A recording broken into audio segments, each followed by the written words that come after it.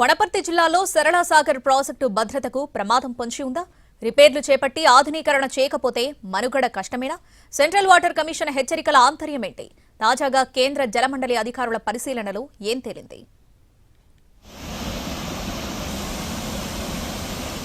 వనపర్తి సంస్థానాధీశులైన రాజా రామేశ్వరరావు తన తల్లి సరళాదేవి పేరు మీద 7 దశాబ్దాల క్రితం నిర్మించిన ప్రాజెక్ట్ ఇది.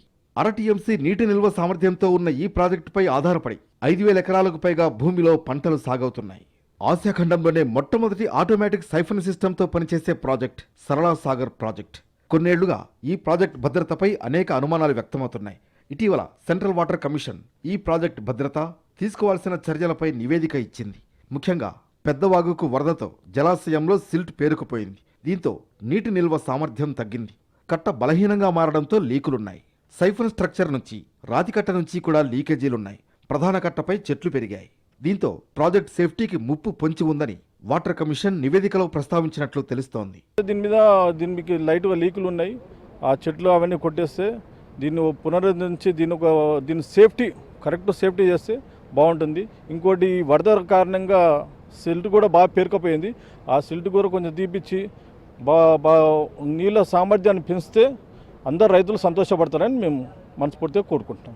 మరోవైపు సరళ సాగర్ ప్రాజెక్టును కేంద్ర జలవనరుల శాఖ అధికారుల బృందం పరిశీలించింది. డ్యామ్ సేఫ్టీ అధికారులు పరిశీలించారు. ప్రాజెక్టు మట్టికట్టతో పాటు సైఫన్లో రాతికట్ట లీకేజీలను పరిశీలించిన అధికారుల నుంచి సమాచారం సేకరించారు.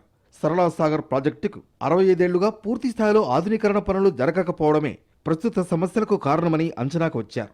70 ఏళ్ల క్రితం అప్పట్లోనే అత్యాధునిక టెక్నాలజీతో నిర్మించిన సరళా సాగర్ ప్రాజెక్టును పూర్తి స్థాయిలో ఆధునీకరించాలని స్థానిక రైతులు కోరుతున్నారు.